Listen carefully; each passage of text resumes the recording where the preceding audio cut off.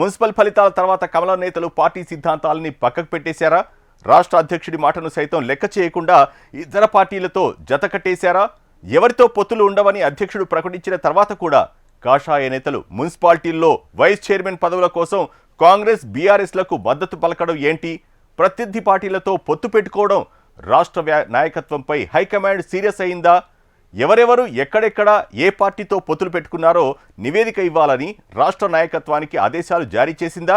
కమలం పార్టీలో పొత్తులపై జరుగుతున్న చర్చ ఏంటి? తెలంగాణ మున్సిపల్ ఎన్నికల్లో ఎవరితోనూ పొత్తులుండవు, సింగిల్ గానే పోటీ చేస్తామని రాష్ట్ర బీజేపీ చీఫ్ రామచంద్రరావు పదే పదే చెబుతూ వచ్చారు. అధ్యక్షుడు చెప్పినట్లు పురపురలో కమలం పార్టీ సింగిల్ గానే పోటీ చేసింది. కానీ ఫలితాల తర్వాత సీన్ రివర్స్ అయింది. మున్సిపల్ ఎన్నికల్లో కరీంనగర్ కార్పొరేషన్తో పాటు మరో 2 మున్సిపాలిటీలను కమలం కైవసం చేసుకుంది. నారాయణపేటలో చైర్మన్, వైస్ చైర్మన్, బైంసాలో స్వతంత్రులకు మద్దతిచ్చి కైవసం చేసుకుంది. స్వతంత్రులు ఎక్స్ అఫీషియో ఓట్లతో ఆదిలాబాద్, మెట్పల్లి మున్సిపాలిటీలు కైవసం చేసుకునే అవకాశం ఉన్నప్పటికీ చేజార్చుకుంది. అట్లాగే దాదాపు 15 మున్సిపాలిటీల్లో కింగ్ మేకర్ పాత్ర పోషించింది. ఇక్కడ కింగ్ మేకర్ గా ఉన్న బీజేపీ స్వతంత్ర అభ్యర్థుల మద్దతు తీసుకుని చైర్మన్ పీఠాలను కైవసం చేసుకునే అవకాశం ఉన్న చాలా చోట్ల చేతులెత్తేసి ఇతర పార్టీలకు మద్దతిచ్చింది. నిత్యం కాంగ్రెస్, బీఆర్ఎస్లపై బగ్గుమనే కమల నేతలు మున్సిపాలిటీలో ఆ పార్టీలకు మద్దతిచ్చి వైస్ చైర్మన్ పదవులను తీసుకున్నారు. అంతేకాదు బీజేపీకి చెందిన 2 ఎంపీలు తమ ఎక్సాఫిషియో ఓట్లను ఒకరు బీఆర్ఎస్ కు, మరొకరు కాంగ్రెస్ పార్టీలకు వేశారు. పార్టీ రాష్ట్ర అధ్యక్షుడి మాటలను, పార్టీ సిద్ధాంతాలను పక్కన పెట్టి మున్సిపాలిటీలో లోకల్ లీడర్స్ అవసరం ఉన్న చోట కాంగ్రెస్, బీఆర్ఎస్ పార్టీలతో జతకట్టేశారు. దీంతో బీజేపీపై ఇతర పార్టీల నేతలకు మాట్లాడడానికి అవకాశం ఇచ్చినట్లయింది. బీఆర్ఎస్ కి బీజేపీ మద్దతు ఇవ్వడంపై జాగృతి అధ్యక్షురాలు కవిత సీరియస్ కామెంట్ చేశారు. బీఆర్ఎస్, బీజేపీ మధ్య చీకటి ఒప్పందం ఉందని తాను అప్పుడే చెప్పాలని, మున్సిపల్ ఎన్నికలతో అది రుజువైందని కవిత విమర్శించారు. దీంతో తెలంగాణ బీజేపీ రాష్ట్ర నాయకత్వంపై జాతీయ నాయకత్వం ఆగ్రహం వ్యక్తం చేసింది. పార్టీ సిద్ధాంతాలను, అధ్యక్షుడి మాటలను లెక్క చేయకుండా ఏ విధంగా ఇతర పార్టీలతో పొత్తులు పెట్టుకున్నారని ప్రశ్నించిందట.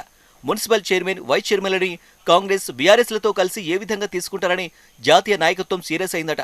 పార్టీ విధానాలకు తిలోదాఖలిచ్చి స్థానిక అవసరాల పేరుతో ప్రత్యర్థి పార్టీలతో చేతులు ఎందుకు కలిపారో వివరణ ఇవ్వాలని రాష్ట్ర నాయకత్వానికి ఆదేశాలు జారీ చేసినట్లు తెలుస్తుంది. పదవుల కోసం రాష్ట్ర నేతలు ఒక్కో మున్సిపాలిటీలో ఒక్కో రకంగా వ్యవహరించడం ఏంటని రాష్ట్ర నాయకత్వాన్ని హైకమాండ్ పెద్దలు తీవ్రస్థాయిలో ప్రశ్నించినట్టు ప్రచారం జరుగుతుంది. మున్సిపాలిటీలో కమలం పార్టీ 330 వార్డులో విజయం సాధించింది. అయితే చైర్మన్, వైస్ చైర్మన్ పదవుల ఎన్నికల్లో పలుచోట్ల బీజేపీ అభ్యర్థులు కీలకంగా మారారు. ఫలితాల తర్వాత ఎక్స్ అఫీషియో ఓట్లు, కౌన్సిలర్ల మద్దతు విషయంలో బీజేపీ స్పష్టమైన వైఖరితో ఉండాలని రాష్ట్ర నాయకత్వం నిర్ణయించింది. తాము ఎవరికి మద్దతు ఇవ్వబోమని రామచంద్రరావు అధికారికంగా ప్రకటించారు. కానీ క్షేత్రస్థాయిలో పరిస్థితి ఇందుకు భిన్నంగా మారింది. పార్టీ ఆదేశాలను పక్కన పెట్టి పలు మున్సిపాలిటీలో బీఆర్ఎస్, కాంగ్రెస్ పార్టీలతో బీజేపీ కౌన్సిలర్లు లోపైకరి ఒప్పందాలు కుదుర్చుకున్నాయి. అమన్గల్, నర్సాపూర్, ఆలియాబాద్, కాగజ్ నగర్ మున్సిపాలిటీలో కాంగ్రెస్ కు మద్దతిచ్చి వైస్ చైర్మన్ ని తీసుకున్నారు.